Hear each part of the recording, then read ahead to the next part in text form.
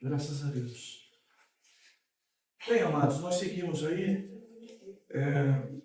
nessa leitura, digamos, histórica de Éfeso, nos tempos do apóstolo Paulo. Estamos aqui no finalzinho da segunda viagem missionária. Bem, já destacamos, irmãos, algum histórico sobre Éfeso, não é? E falamos aos irmãos que nós temos referências doutrinárias, é óbvio que em tempos diferentes, mas nós temos a carta de Paulo aos Efésios, tá? Como documento assim mais ortodoxo, não é? Mais de norma, mais de doutrina.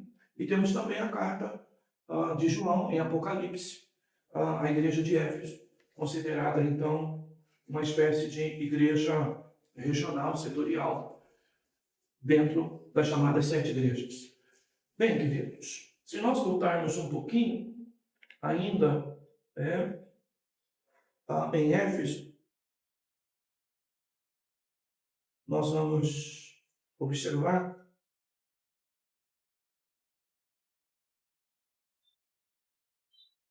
que os nossos irmãos já tinham vivido situações bastante confrontadoras. A igreja de Éfeso, aqui em seu aspecto mais histórico, o que nós vamos observar é uma igreja que precisava efetivamente exercer a apologética, porque a pregação do evangelho estava sendo feita no local onde havia uma espécie de domínio do culto pagão, do culto de origem grega, e que de alguma forma tornava a cidade uma espécie de um reduto, tá? De uma deusa que a gente chama territorial, uma deusa nacionalista, uma deusa como nós já vivemos aqui na nossa região. Talvez hoje essa ênfase é menor, mas nós já tivemos época, Por exemplo, Montserrat mesmo, tinha uma força muito grande na cidade de Santos, por exemplo, e aqui então nós vamos ver essa realidade muito presente lá, tá?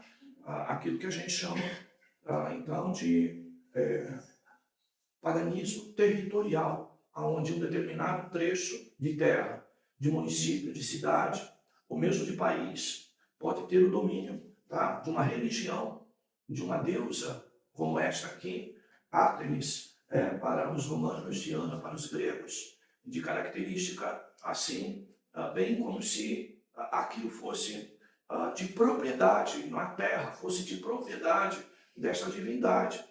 E todas as vezes que nós temos essa realidade, de alguma maneira a gente acaba, religião que está chegando ou religião que está evangelizando, vai se deparar com todo um pensamento local voltado para esta deusa, para esse culto, específico, como se essa deusa fosse dona então desse território, tá? Então, vocês vão lembrar lá no verso 19, de Atos 19,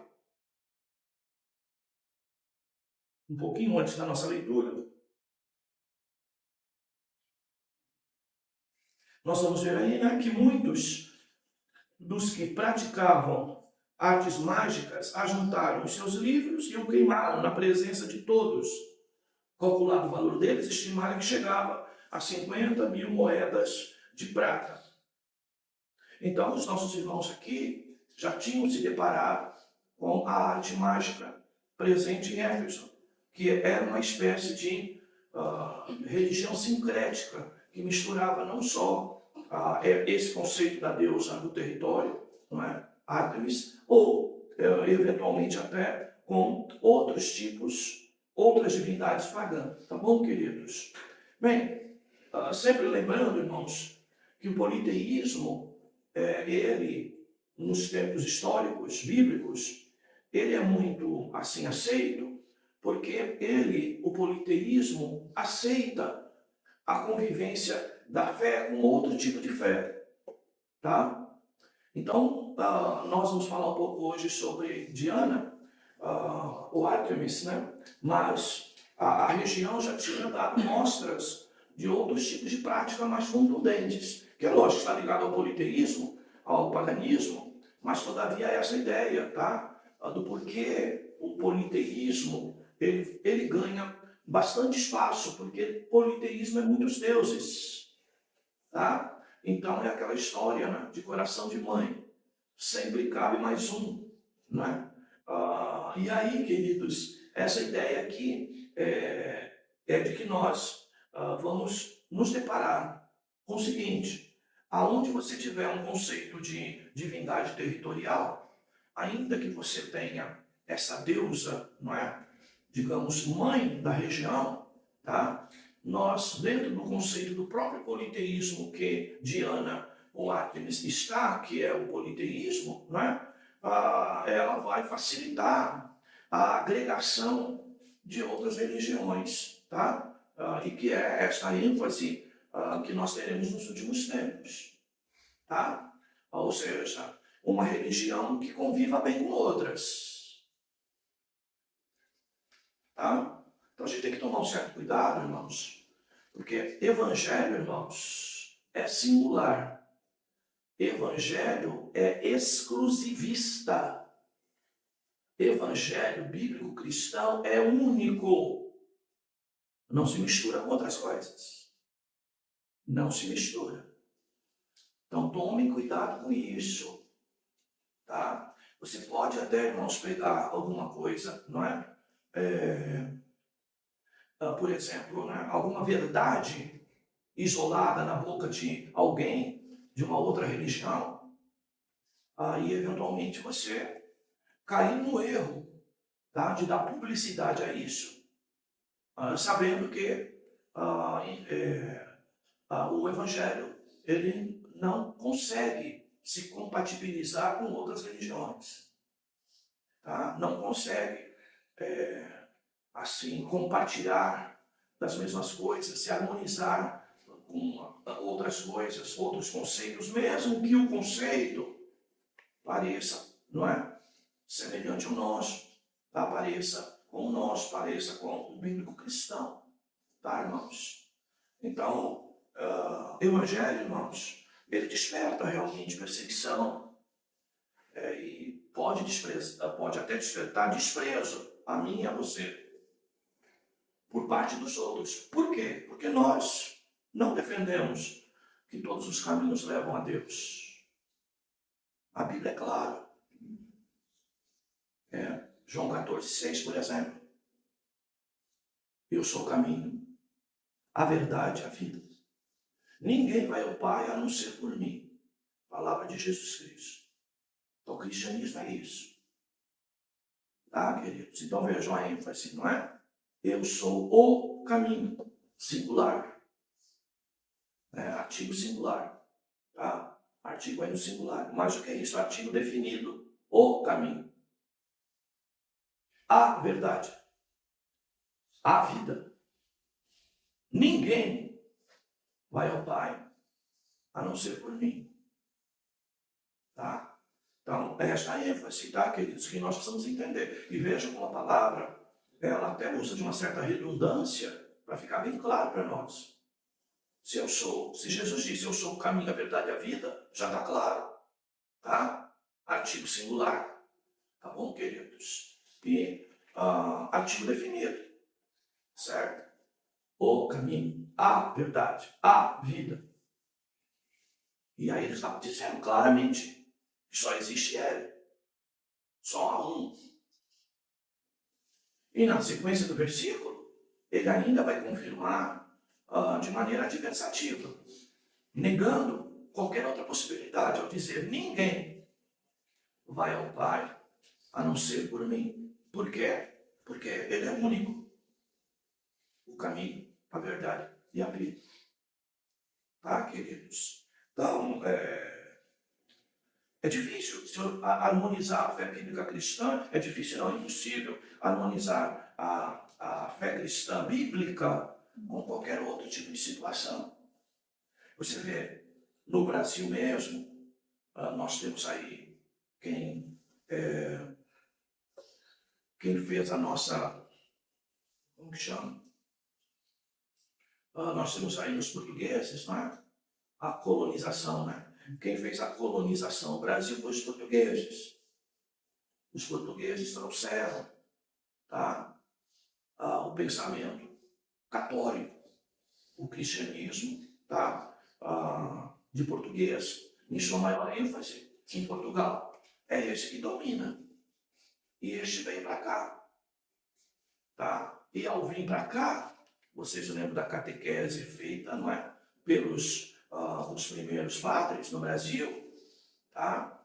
Que procuravam ensinar o próprio catolicismo a quem aqui já estava e tinha a sua própria religião, que eram os índios, e que tinham a religião da pagelança, uma espécie de bruxaria, principalmente ligada às questões do natural, tá? Do verde, da mata, das águas, tá?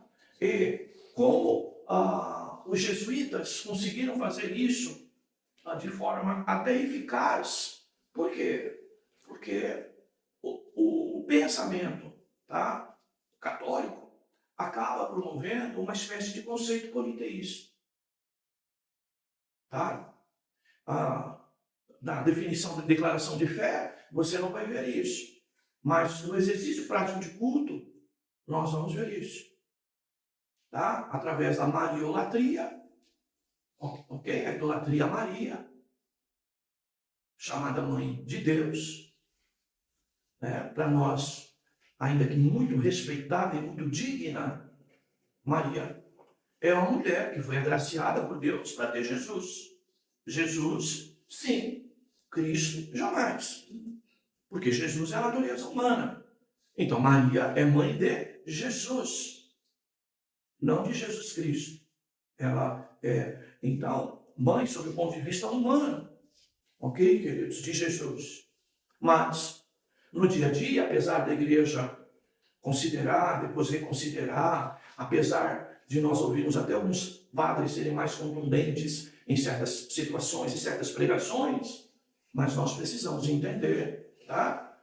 Que Maria, na Igreja Católica, é reverenciada, é cultuada, tá? E também a própria ideia, não é, queridos, dos santos do Novo Testamento, os apóstolos, por exemplo, não é? Nós vamos ver esta realidade.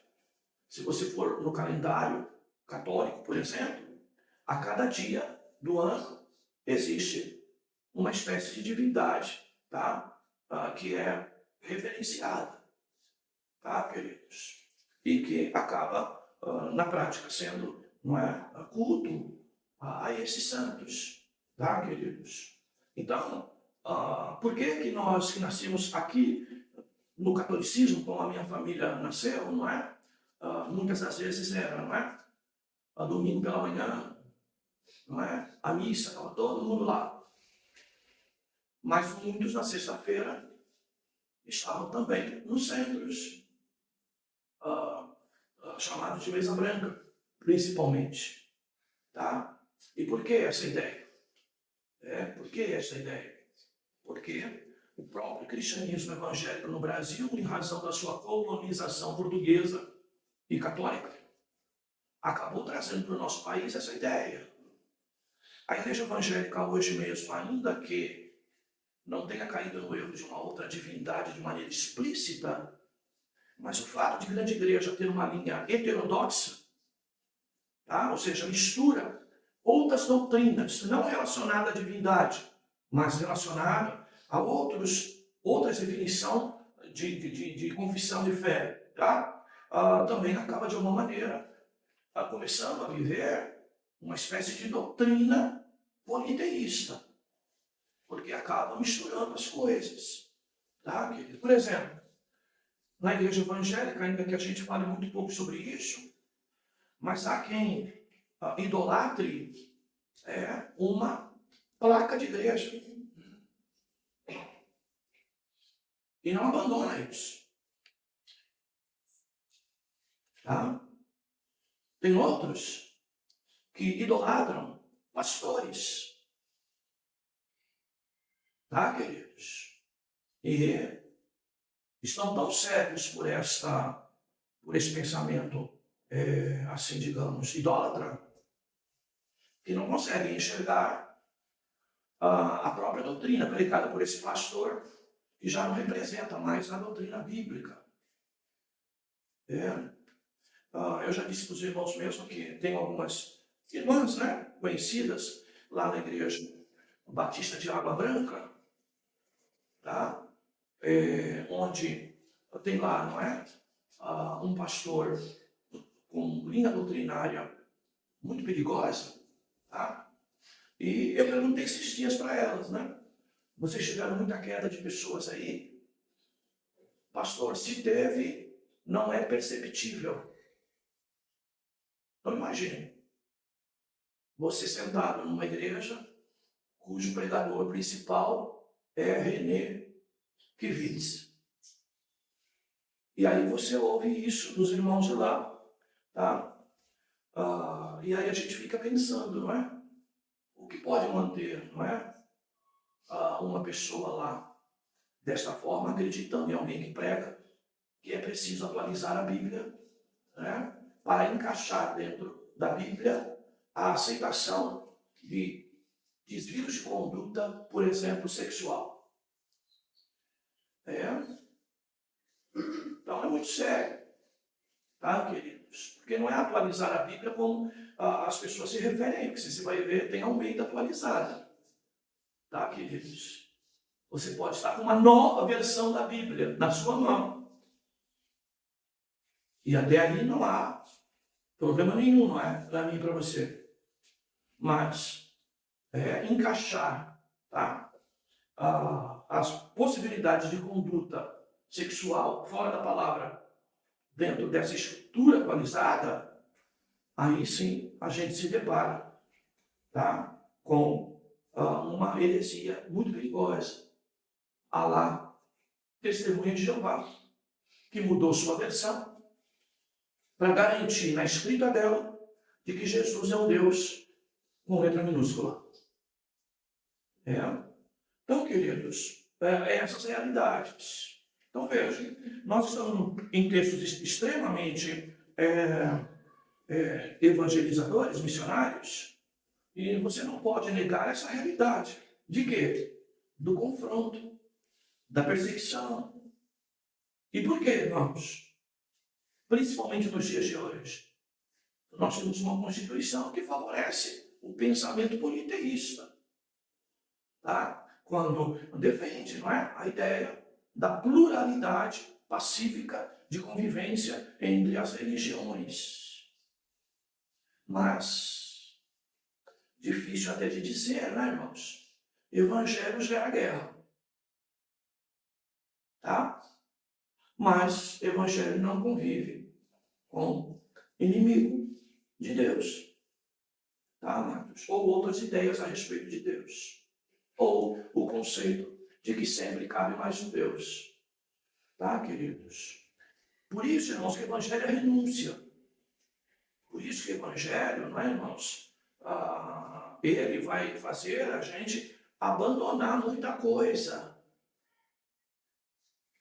E nós temos que tomar cuidado, irmãos, quando a gente ainda permanece abraçado a algumas coisas. Infelizmente, espero que não seja o nosso caso, tá? Mas, infelizmente, o evangelho no Brasil, nas igrejas evangélicas, chamadas evangélicas, grande parte delas estão ainda atoladas, os pés estão atolados, tá? Na lama do catolicismo, que nasceu por decreto, né? O católico, não é? E que, de alguma forma, seu objetivo sempre foi adaptar outras coisas da cultura politeísta dentro do seu conceito. Tá bom, queridos? Então, é preciso tomar muito cuidado, tá? Veja, irmãos, isso é tão sério que a gente pode ter até oposição dentro da própria igreja que estamos, quando eventualmente desmascaramos alguma prática errada, tá? Porque muitas das vezes a gente está abraçado com esses tipos de pensamento de outrora, tá, queridos? Bem, E aí você vai observar, não é? No verso 19 do capítulo 19, que muitos, no verso 18, por exemplo, né? Que haviam crido, vinham confessando, admitindo em público suas práticas errôneas. E muitos que praticavam artes mágicas ajuntaram os seus livros e os queimaram na presença de todos. Tá, queridos? Bem, outra prática aqui, né? Acho que já falei isso recentemente, mas veja. Quem que foi queimar os livros lá e os instrumentos de trabalho? Muitos que praticavam isso. Tá? Outra coisa dentro da igreja evangélica, né, irmãos? E nós temos que tomar cuidado. Eu já falei para os irmãos aqui, uma vizinha outro dia, viu eu pela manhã, não é? Varrendo minha calçada e pegando com as minhas mãos um despacho que estava na esquina, com a minha casa de esquina, e colocando dentro de uma sacola. E a grande pergunta dela foi, pastor, o senhor você fez consagração ontem, né? Está em jejum hoje? Eu disse, não, por quê? Você está mexendo em coisa aí do capeta? Era uma igreja evangélica. Eu falei, não, filha, para mim isso é uma sujeira. Assim como eu limpo aqui caca de cachorro dos vizinhos que vem fazer na minha porta, eu estou limpando isso. Para mim é a mesma coisa. Por quê, irmãos? Se a gente ter medo disso, atribuir alguma coisa de poder isso sobre a nossa vida, a nossa fé não é a bíblica. É uma fé mística. Tá? Aqui mesmo na igreja. Teve um irmão que deu um trabalhozinho aqui para nós. Teve um culto aí que voava cadeira lá atrás, que era uma beleza. Do capeta bravo aqui dentro. Bem, fomos discipulando o irmão, tá? E o ensino bíblico foi libertando ele. Nosso irmão, graças a Deus, se converteu. E aí chegou para mim um dia, pastor, eu conversei aí com o presbítero X, e o presbítero X disse que não é para mim me desfazer das coisas que eu usava lá no centro de Macumba, o senhor que tem que ir lá, pegar comigo e queimar, entendeu? E pôr fim nisso. Olha só, presbítero dentro da nossa igreja. Aí eu falei para ele, negativo, filho. É você que vai queimar isso, não sou eu. Por isso que vão criando, sabe, irmãos, idolatria pastor. Tá? E às vezes eu penso, até quanto mais antipático eu for aqui, melhor. Porque aí você se prende à palavra e não a mim. Eu sei que é dureza falar isso, que a gente não quer inimizade, mas acaba despertando, né? Então, queridos, o irmão, mas como? O senhor presbítero disse para mim que o senhor, mais ele, mais uma comissão que tem que vir aqui para dar fim nisso aqui. Eu falei, meu filho, se você tiver algum medo de fazer isso, algum receio, eu venho aqui te acompanhar. No dia que você for fazer isso, eu oro por você, agradeço a Deus pela sua vida, tá? Pela sua transformação, pela sua convicção, tá, querido? Mas se não, eu nem preciso vir. Então você pensa, se você quiser, faz isso. No outro dia, cheguei lá para dar discipulado na casa dele, de novo. E aí, perguntei para ele, e aí? Ele abriu um sorrisão e disse, eu já fiz o trabalho sujo. Né? Eu falei, isso não é trabalho sujo, filho, isso é trabalho limpo. Você limpou vestígios da tua antiga fé. Tá? Então eu nem vi os artigos que ele tinha. E eu falei, você não deixou nada, né? Não, me desfiz de tudo, pastor. Não tinha nada assim que era um pouco que você se apegava, né? Porque né, o povo tem essa coisa de se apegar, né? Você pegar uma camisa velha, tá um trapo, mas ele não joga fora. Não tem nem mais lugar para roupa nova no guarda-roupa. Mas ele se apega àquela camisa e não joga fora. Não é? Então, queridos, o nosso irmão, ele tomou essa decisão e fez isso. Melhor para quem isso? Para ele, nas suas convicções. Entendeu, queridos? Foi ele que fez. Tá? Amanhã ele poderia dizer, o pastor veio aqui, queimou minhas coisas, entendeu? E eu quero voltar para lá. Mas... Não. Ainda que voltasse, ele que queimou. A convicção era dele. Tá, meus amados? Então essa é a realidade do evangelho, queridos. Tá? Aí o irmão, depois não deu mais trabalho para a gente. Tá, queridos?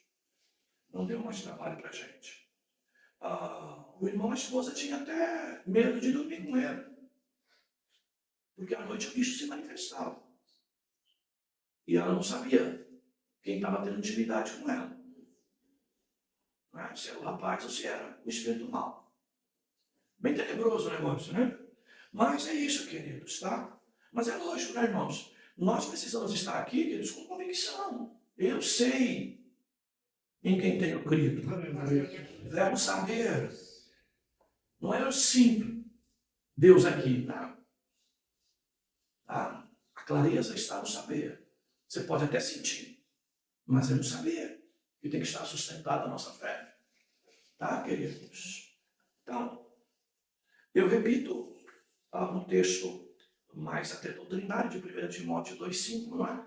Não há um outro mediador entre Deus e os homens. Jesus Cristo, homem. Tá? Ele é o sacerdote compassivo. Só ele pode interceder por nós junto ao Pai. Tá bem, queridos? Bem, então o nosso texto de hoje, o que nós vamos perceber? Imagine na praça da grande cidade, não é? De Éfeso, a queimação, tá? Desses livros de artes mágicas, tá? Essa é a realidade que nós vemos. Mas aí, logo em seguida, o que nós vamos ver? Alguém, um grupo, um consciente e outro manipulado, se levantando contra os nossos irmãos que estavam pregando lá. Tá? Bem, verso 23. Por esse tempo em que Paulo permaneceu lá, ainda na Ásia, e ainda em Éfeso, houve um considerável tumulto acerca do caminho, de novo com letra maiúscula, que é o nome dado à igreja evangélica, não é? Ao cristianismo no começo. Tá? Caminho. 24. Havia certo ourives, e chamado Demétrio, que fazia miniaturas de prata do templo de Ártemis, ou de Diana, e proporcionava bom negócio aos artífices. Tá, queridos? Então começa aqui, você vai ver um problema de religião, interesse econômico. Tá, queridos? Qualquer religião, querido, inclusive a nossa evangélica, inclusive a igreja que você está. Se o nosso interesse, se o nosso alvo principal é interesse econômico, tá, irmãos? Esta igreja ou esta religião tem que ser questionada. Tá? E aí, então, o que fez aí Demétrio? Que fazia miniaturas de prata do templo de Ártemis. Tá? Chaveirinho. Ele os reuniu, bem como artífices de obras semelhantes. Ele disse: senhores, bem sabeis que deste negócio nos vem a prosperidade ou o lucro. Olha só. E estáis vendo e ouvindo que não só em Éfeso, mas em quase toda a Ásia, esse homem Paulo, convencido e desviado, muita gente, dizendo que não serem deuses os que são feitos por mãos humanas. Olha lá, então, nós estamos aqui diante de uma realidade da idolatria, tá? No conceito de misticismo que há no Evangelho, de levar uma rosa para abençoar a tua casa, levar uma fitinha para abençoar a tua casa, para tomar uma água que foi consagrada. Tá, queridos? É a mesma coisa. Como dissemos na semana anterior. Elementos intermediários de poder. Tá? Quando a igreja vira um balcão de negócios, de venda de artigos que são poderosos. Como você ouve na própria igreja evangélica, de alguém que subiu o monte para orar, tá, queridos? E um dia eu vi lá o povo lá do Valdemiro, né, de Santiago, com esses galões de 20 litros nas costas, né? Vários subindo com isso para orar por lá, tá? E depois eles colocavam numa garrafinha pequena, mostraram todo o processo. Jesus disse: eu sou a água viva, eu sou o pão da vida. Ah, pastor, mas isso é só uma representação. Desculpe-me. Essa representação conduz você à idolatria. E aqui então o que nós vamos ver? As pessoas preocupadas com o quê? Com o lucro, com a rentabilidade do seu negócio. Pedro fala isso. Cuidado que vão introduzir entre vocês heresias encobertas, tá? E vão acabar introduzindo no meio de vocês, tá? Coisas movidas por interesse de negócio. Tá, queridos? Como alguém acreditar na igreja que dar o dízimo vai perdoar pecado. É o dízimo que leva ele para o céu. Alguém pode achar isso. Tá, queridos? Então, eu vou para o céu, por isso contribuo. Essa é a ideia. Eu sou salvo em Cristo. Por isso eu contribuo para que mais vidas possam ouvir o Evangelho. Não é? Mas qual é a ênfase aqui? Olha, eles estão pregando que não são deuses os que são feitos por mãos humanas. Então aqui o que você vê? Um confronto. Como que vem alguém de fora aqui, um missionário, na nossa cidade, na nossa terra, e vem falar contra aquilo que é a nossa tradição, aquilo que é o nosso conservadorismo religioso. Tá? Tudo, Diana para nós é tudo, poderia dizer eles. Mas agora, está se condenando isso. Essa é a pregação. Então, meu irmão, se você quer Cristo, você vai ter que conviver com muitas quebras de santos. Tá? O principal, inclusive, qual é? É o próprio ego, o próprio ser humano, o meu eu, que por vezes gira em torno de mim uma idolatria. Tá? E eu me protejo, muitas das vezes, por trás de princípios como esse. 27.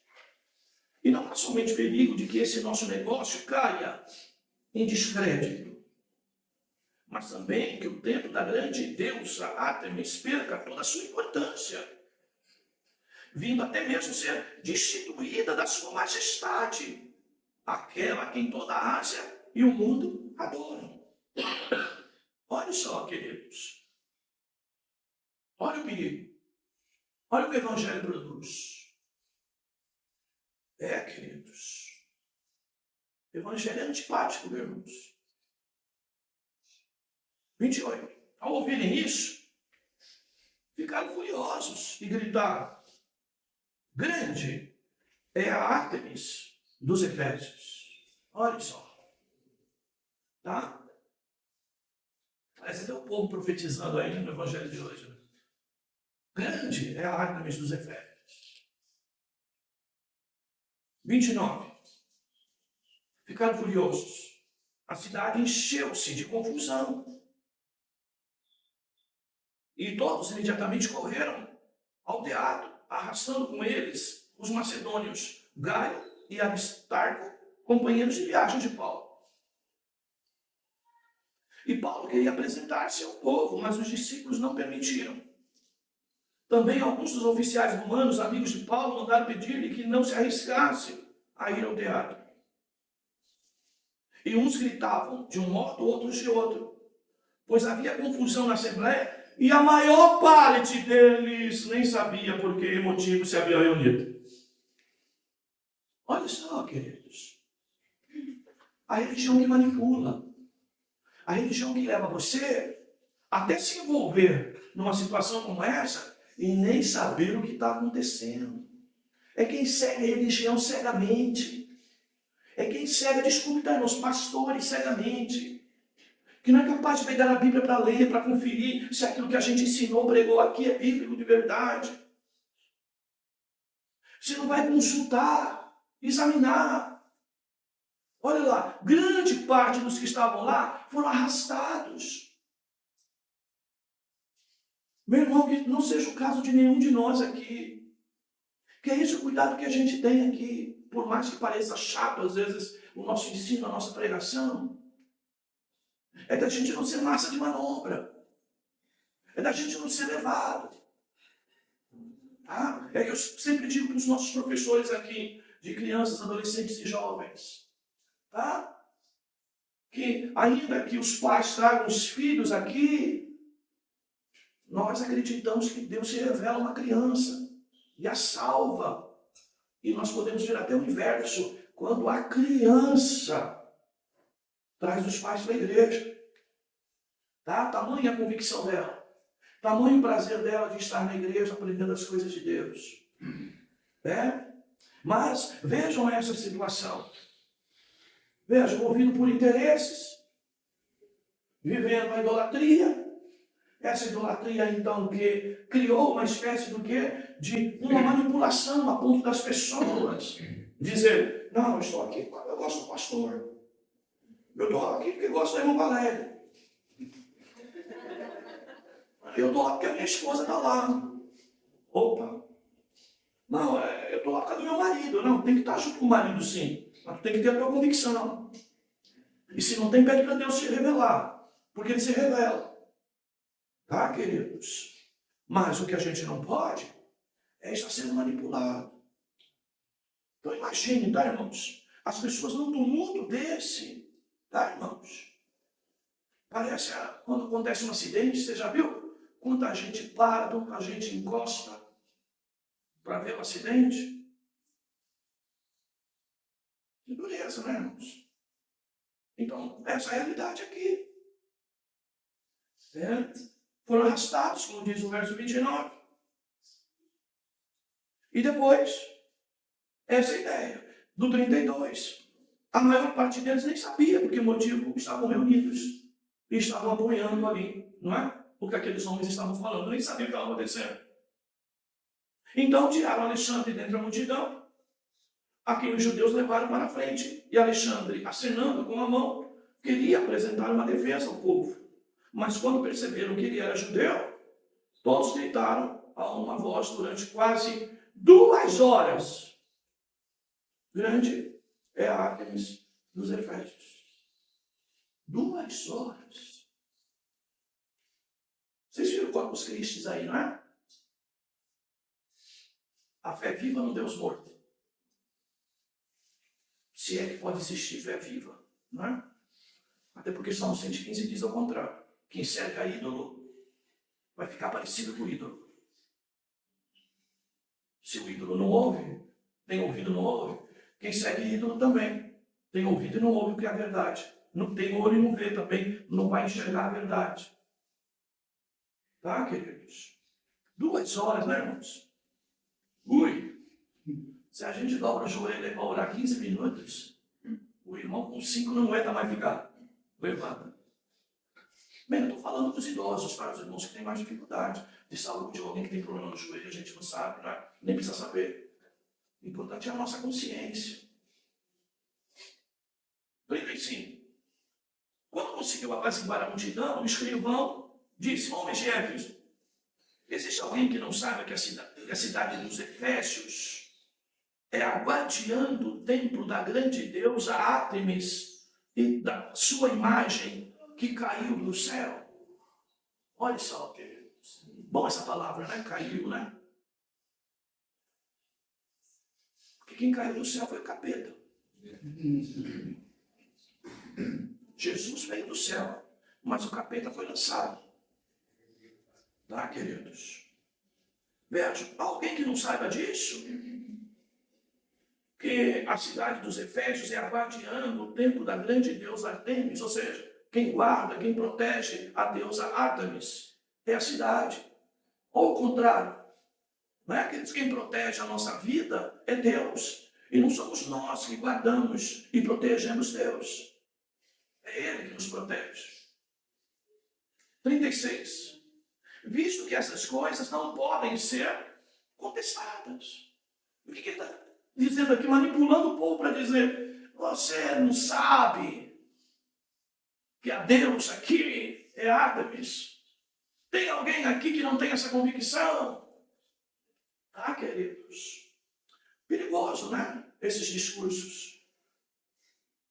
Essas coisas não podem ser contestadas. Então, se alguém está falando contra, fica tranquilo. Nós somos mais. Não tem perigo. Tá? Então, outra coisa, tá? Que a religião falsa vai desenvolver. Então, irmãos, a falta de consciência da própria realidade daqueles que a seguem. A cegueira é tamanha. O que vai produzir o quê? Vai produzir a soberba. A história toda de Éfeso estava concentrada em cima de Diana. Como que algum 2, 3 pregadores aqui agora vai mudar isso? Porque vocês estão preocupados com isso. Isso não pode ser contestado. Fiquem quietos. Não façam nada precipitadamente. Isso não pode nos abalar. Tá, queridos? É quando alguém, irmãos, que está errado, mas tem uma convicção no seu erro tal, que ele defende o seu erro como se fosse verdade. Ele está certo. Tá? Essa cegueira da idolatria. 37. Porque esses homens que aqui trouxestes não são sacrílegos e nem blasfemam contra a nossa deusa. Todavia, se Demétrio e os artífices que estão com ele têm alguma queixa contra alguém, os tribunais estão abertos e há procônsules que acusem uns aos outros lá. Tá? E, além disso, se demandais alguma outra coisa, isso será resolvido numa assembleia legal. Veja. É mais ou menos o que acontece hoje, tá, irmãos? Quando muitas religiões atingidas pela pregação do Evangelho, elas procuram a justiça. Tá? Procuram a justiça. Por exemplo, o pastor Natanael Rinaldi, não é? Quando eu fazia lá o rádio com eles, ele precisou três dias de rádio, ficar mudo 1 hora como resposta ao direito de resposta que a tal religião adventista do 7º dia, que não é evangélica bíblica, tá? Tinha levantado um processo contra a gente lá no rádio, especial o pastor Antônio. Tá, queridos? É o risco que a igreja hoje corre, irmãos. De certas pregações nossas ser censurada. Você não deve estranhar, por mais que a gente tenha poucas pessoas de acesso, não é? De que o nosso canal de YouTube saia do ar. As minhas redes sociais foram confiscadas. Graças a Deus a gente não teve outro problema, mas foi esse. E também, no dia que fechou e que a gente entrou com um pedido de reconsideração e disseram que não, eu não fui procurar advogado para voltar. Nem também no outro dia abri um outro e-mail nas minhas contas. Simplesmente decidi vou descansar um pouco dessa preocupação. Pelo menos por algum tempo. Tá, queridos? Mas é isso que ocorre com a religião hoje. 40. Pois corremos o perigo até de sermos acusados de provocar desordem por causa dos acontecimentos de hoje. Não havendo motivo algum com que possamos justificar essa aglomeração. E tendo dito isso, 41, darmos desfez à Assembleia. Então, está aqui, queridos, uma realidade que talvez um desavisado não tenha conhecimento bíblico de que essas coisas que estão ocorrendo no Brasil a respeito do Evangelho certo, correto, tá? Que ele acabe levando pastores, igrejas à própria justiça. Porque essa possibilidade aqui foi cogitada. também não há como pregar o evangelho, tá? Sem de alguma maneira provocar animosidade em quem você está falando. Da pessoa até não ir mais no teu estabelecimento lá comercial, porque quando chega lá ouve Cristo e aí vai criar tumulto e depois prefere ir na lojinha do espírita, entendeu? Do Paz e Amor, entendeu? Do que ir na sua loja para não ouvir verdades. Nós nascemos, irmãos, no mundo principalmente em que nós temos dificuldade de lidar com a verdade. Porque todo mundo se acha capaz o suficiente para entender tudo. E por isso que a gente precisa ter misericórdia de quem está conosco ouvindo o Evangelho. Se Deus não abrir os olhos, os ouvidos, se Deus não quebrantar o coração, nós ficaremos dando murro em pontas de faca. Porque o ser humano de hoje, irmãos, é cheio de argumento. Tá? E o ego nunca foi tão inchado como o de hoje. Nós precisamos acreditar que somos muito fortes. Quando a Bíblia diz o inverso. Para aceitar que um dia que vai aparecer um homem dizendo que é muito forte. E nós vamos acreditar nele. Porque nós acreditamos nessa possibilidade de ainda aparecer um homem por aí, cheio de verdade, cheio de poder, fazendo milagre, tá? E um super-homem, como eu disse para os irmãos, né?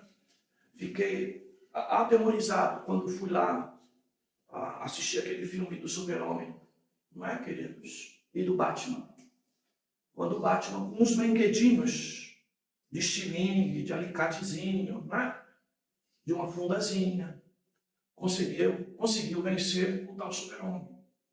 Tudo bem, isso pode ser mitologia, mas isso é um fundo do que vai pregar o anticristo. Tá? É o homem vencendo Jesus, que não é apenas homem, mas também é divino. É o Batman anticristo.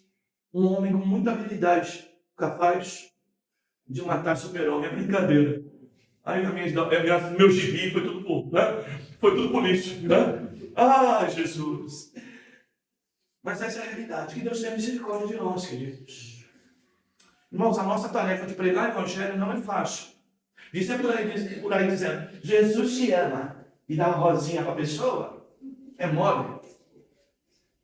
Agora, saindo por aí e pregando o que Jonas pregou, é difícil. Arrependam-se, senão o juízo de Deus vai vir te destruir. Cai na real, larga essas bobagens aí, porque senão o inferno está te esperando. Difícil, hein? É fácil pregar Tito, né? A graça de Deus a se manifestar para salvar todos os homens. Mas prega Romanos também.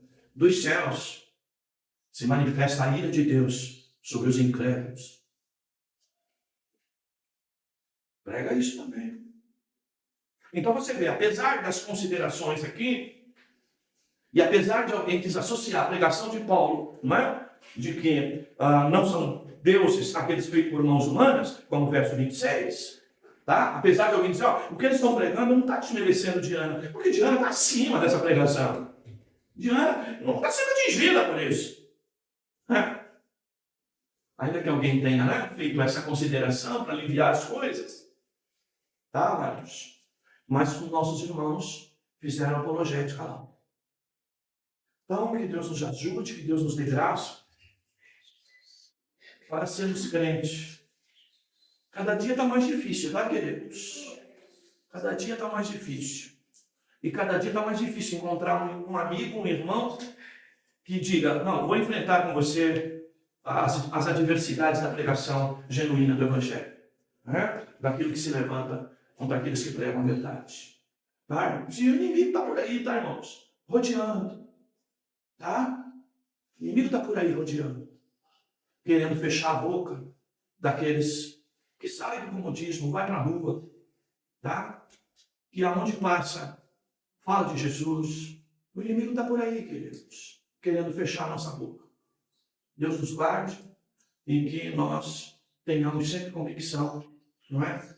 Não essa das pessoas lá em Indiana, mas a convicção dos nossos irmãos que diziam, mesmo nessa época, que só Jesus é o Senhor. Amém, queridos? Obrigado, Senhor, pela tua palavra. Ela é muito séria, produz em nós um senso de responsabilidade bastante apurado. E nós pedimos, Senhor, que tu nos ajude a sermos crentes, mesmo diante das adversidades. Oramos pedindo a tua graça sobre nós. Fazemos isso em nome de Jesus. Amém. Alguém quer falar rapidinho, né? Eu estou num bom horário porque eu tirei a oração, tá, irmãos? O tempo de oração a gente vai fazer no segundo horário, tá? Alguém quer acrescentar alguma coisa nesse assunto? Se quiser, por favor, use esse momento colgate, e dê um sorriso aí, fala alguma coisa.